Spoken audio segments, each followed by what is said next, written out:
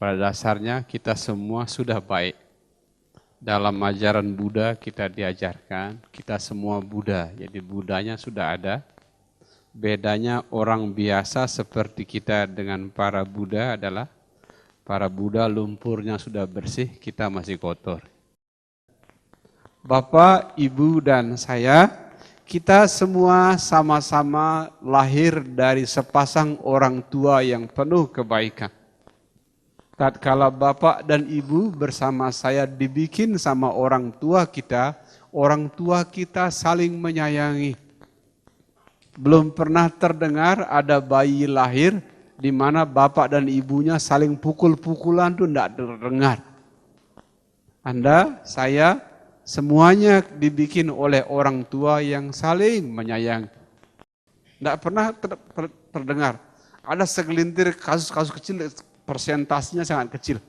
Tapi lebih dari 99% dari kita lahir lewat energi kebaikan. Semua. Tidak pakai suku, tidak pakai agama, tidak pakai ras, tidak pakai antar golongan. Semua. Jangankan manusia, bahkan binatang pun tatkala membikin anaknya penuh kemesraan. Saya kadang-kadang melihat burung di pohon, mereka berhubungan. Kelihatan mesra sekali. Burung pun gembira sekali. Tidak ada burung akan bikin anaknya saling tendang-tendangan. Gembira. Binatang juga serupa. Jadi di awal hidup kita, di awal di sini, kita dibikin oleh energi kebaikan. Nah, tidak ada unsur kejahatan ketika kita dibikin kebaikan. Dan nanti ketika kita meninggal, lagi-lagi kita akan diantar oleh energi kebaikan. Saya tidak pernah ketemu ada anak-anak mengantar orang tuanya meninggal, doanya gini, mudah-mudahan masuk neraka. Rasain loh, tidak ada begitu. Semua anak dan cucu tatkala menghantar orang tuanya meninggal, semuanya doanya baik. Biar lahir di alam bahagia, biar mengalami pembebasan, biar lahir di tanah suci, baik-baiklah.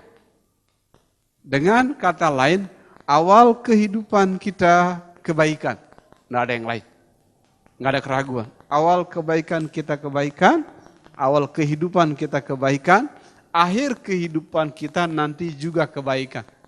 Sehingga di antara kedua-duanya yang paling layak dilakukan adalah melakukan semuanya penuh kebaikan. Tepuk tangan. Ya, ingat. Di awalnya kebaikan, di akhirnya kebaikan. Di tengah-tengahnya enggak ada yang lain. Makanya sejumlah penulis Buddha Dharma di barat, Buddha itu diterjemahkan dalam bahasa Inggris menjadi basic goodness. Basic goodness itu artinya sifat-sifat baik yang sudah ada di dalam diri Anda. Makanya kalau MC mengatakan, kenapa temanya kebaikan, apa kita kurang baik? Enggak, kita sudah baik. Ya, dalam Buddha Dharma kita diajarkan, sejak awal sampai akhir kita sudah Buddha.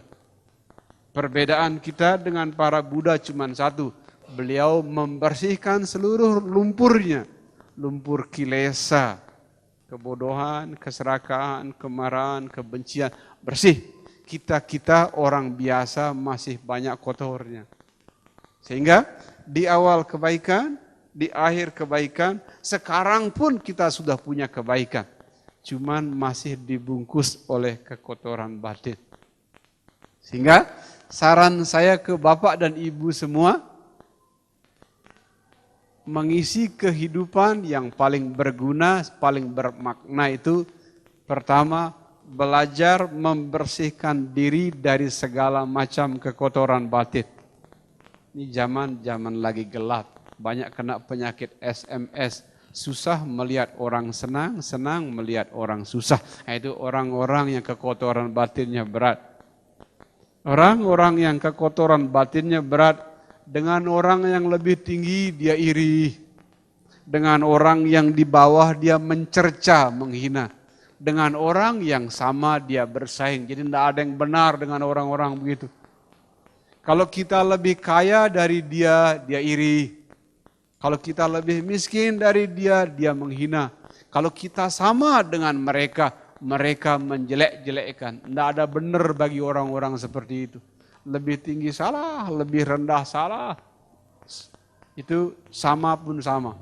Ya, makanya orang-orang yang seperti itu namanya Joko Sembung main sepak bola. Tidak nyambung dan nanti jadi gila. Oh. Seringkali setiap kali ada sesuatu itu, kita mau menyebut itu gangguan atau menyebut itu hiburan. Kalau Anda menyebut itu gangguan, batinnya kotor. Saya enggak nyebut itu gangguan, saya sebut itu hiburan. Ikut saja nyanyi.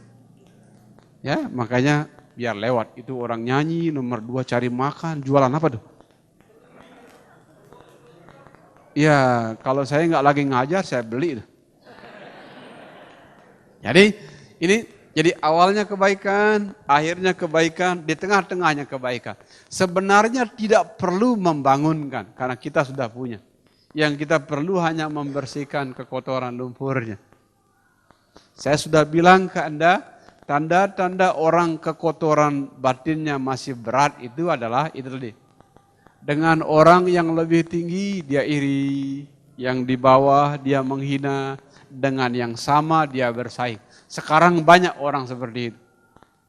Makanya saya jarang mau ngobrol sama orang. Kalau nggak terlalu sangat penting nggak ngobrol.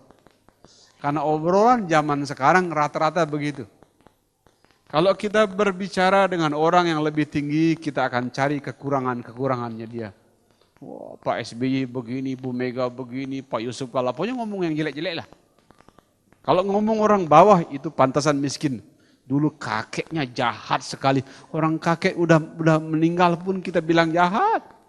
Kalau kita orang sama, nggak ada apa-apanya dia. Jadilah. Makanya saya jarang ketemu. Kalau nggak sangat terpaksa jarang ngobrol sama orang. Karena setiap kali obrolan dengan orang lain membangunkan kekotoran batin. Sehingga hati-hati. Kita dari segi bakat, bibit sudah ada.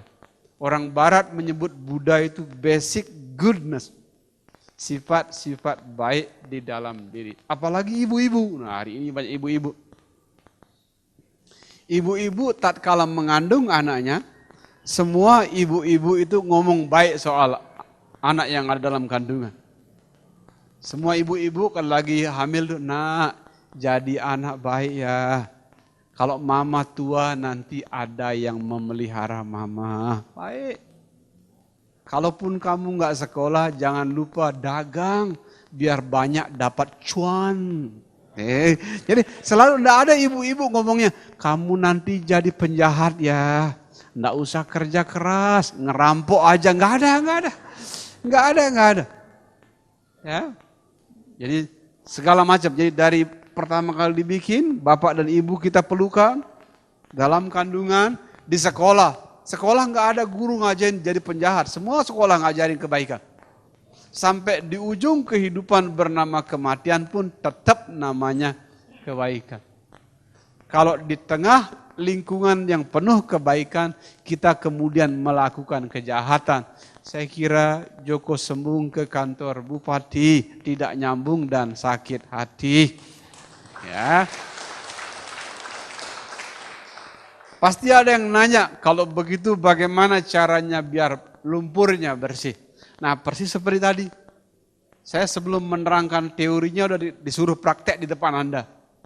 Tatkala ada godaan, jangan dikasih judul godaan. Tatkala ada cobaan, jangan dikasih judul cobaan. Ya. Setiap ada kesempatan di mana Anda bisa terganggu, gunakan itu sebagai bel untuk kembali ke Buddha dalam diri kita. Makanya salah satu guru Buddha tingkat dunia bernama Master Thich Nhat Hanh. Ya, suka menggunakan bel. Bel apa saja kalau mendengar bel beliau akan diam gitu. Kenapa diam? Untuk kembali ke sifat-sifat Buddha yang ada di dalam diri. Mendengarkan bel gereja, teng neng, dia begini. kembali. Mendengarkan suara azan dari masjid, dia untuk kembali ke sini. Saya karena anak-anak tambah besar di Jakarta, kemudian tempat meditasi saya kena gusur. Ya, dulu anaknya masih kecil punya tempat meditasi, tambah besar kena gusur. Akhirnya sekarang tempat meditasinya dapat ruangan kecil dekat kamar mandi. Ya masih ada lumayan lah. Pagi-pagi kalau lagi meditasi, anak saya ke toilet. Ntar lagi meditasi bunyi krocok. Oh, meditasi kencing. Karena suara kencing anak saya gunakan sebagai bel untuk kembali ke sini. Kadang-kadang tidak hanya kencing, kadang-kadang bunyi kentut. Dut. Ya, kalau dulu saya meditasi dengar orang kentut, sialan ini dia nggak tahu papanya lagi meditasi, kentut keras-keras. Kan gini zaman dulu. Nggak ada. Saya gunakan suara kentut anak saya untuk kembali ke sini. Yang setiap kali ada cobaan, ada godaan, jangan menyebutnya itu godaan. Sebutlah itu sebagai sebuah bel untuk kembali kepada Buddha di dalam diri. Tepuk tangan dong. Suara lonceng di gereja gunakan sebagai bel untuk kembali ke Buddha dalam. Buddha itu artinya sifat-sifat baik dalam. Suara adzan di masjid gunakan sebagai sarana kembali ke sifat-sifat Buddha dalam diri. Ya, istri cerewet, jangan marah. Gunakan kecerewetan istri sebagai bel untuk kembali ke sifat-sifat Buddha di dalam diri. Oh, itu. Bapak yang tepuk tangan itu istrinya cerewet.